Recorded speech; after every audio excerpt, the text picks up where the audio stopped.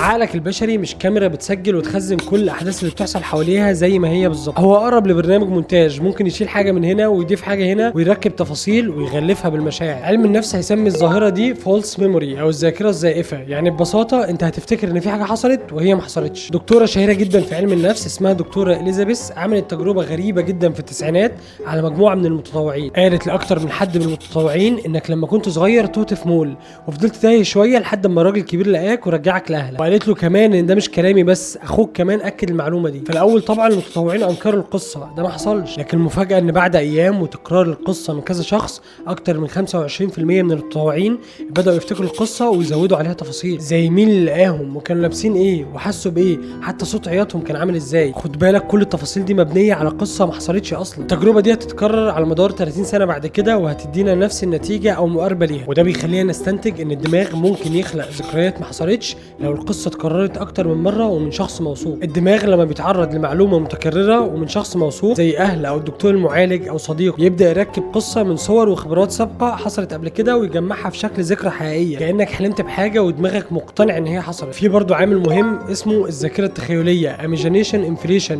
كل ما تتخيل حاجه اكتر دماغك بيقتنع ان هي حصلت. خليني اديك مثال على الفولس ميموري.